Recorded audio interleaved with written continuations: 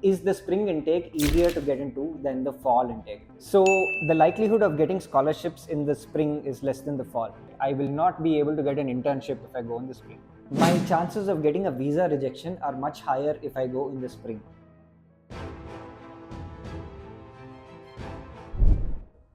So if you are considering applying for a master's program abroad and specifically the United States, then this is a question that you definitely have.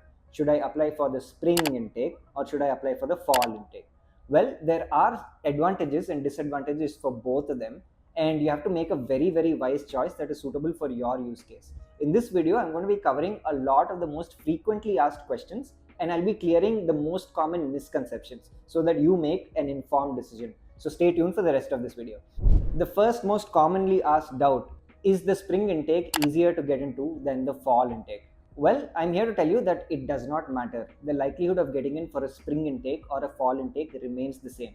Yes, the number of people applying for a spring intake at the same universities is far lesser.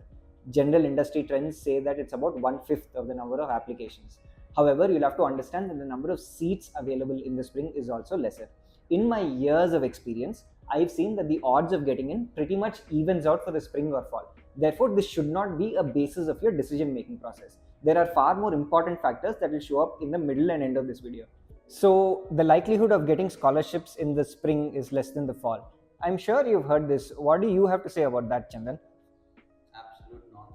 Absolute nonsense. Absolutely, right? Your likelihood of getting a scholarship does not matter in terms of the intake that you are applying to. Scholarships matter more in terms of the strength of your profile and the amount of funding that is sparked within each university's department and the program.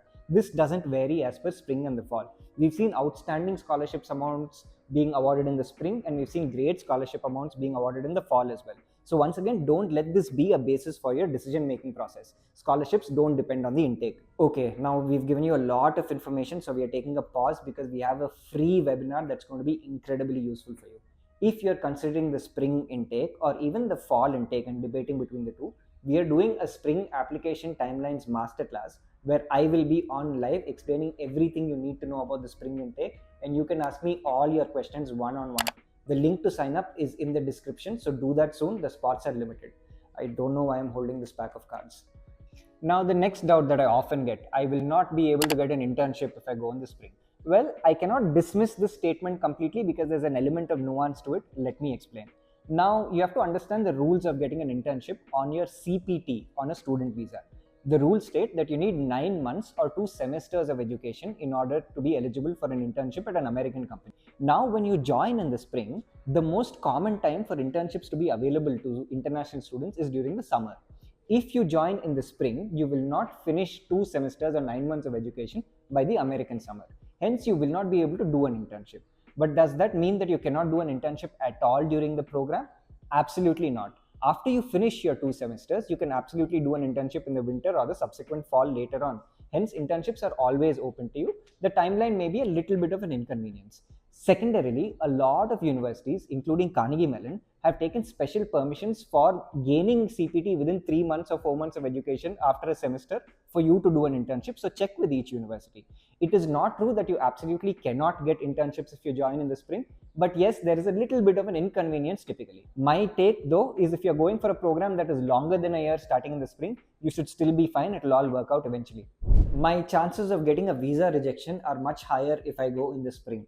This is a doubt that existed in the past but has blown up in recent months. The reason being the series of visa rejections for a bunch of fairly ordinary universities that happened in December for students going in the spring. However, keep in mind that once again, visa rejections have nothing to do with when you're going for the visa interview. 99% of your visa acceptance or rejection will depend on the university that you're going to. Now, you might hear the odd case here and there where one person's gone to a top-notch university where the visa is rejected, but the thousands who still go don't face this problem at all.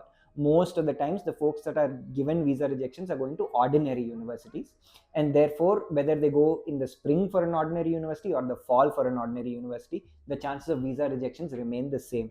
There are some terrific programs that open up in the spring, which will give you not only a visa but a great career ahead. Once again, I'm not encouraging you to go to this intake, but don't make this nonsense a factor for your decision making. So I've given you a wild card here, and it's the absolute trump card. Does that mean that you have to pack your bags and just go for the spring intake? And does that mean that we are encouraging you to pay us sooner and go for an earlier intake? Absolutely not. There are certain nuances to this, like I promised. You will have to understand that the disadvantage with the spring is that the number of universities offering intakes and the number of programs that are open are significantly fewer. Every single university and every single program is usually open in the fall. That is because it is the traditional start of the academic year in the US. Now, far fewer programs offer a spring intake, and therefore your options reduce. There might be a program that is an absolutely strong fit for you, and you might love attending it because of the return on investment, but it simply may not be available for your desired intake. Therefore, you will be compromising on the number of opportunities. However, if you find a set of programs that are absolutely strong for you, fit your needs, and ones that you want to attend, and maybe you can consult with us and figure out whether your profile is a fit for them and there's a decent enough number, you absolutely can go for the spring. The idea behind making this video is so that you make an informed decision and don't fall for myths and the absolute nonsense that keeps floating around.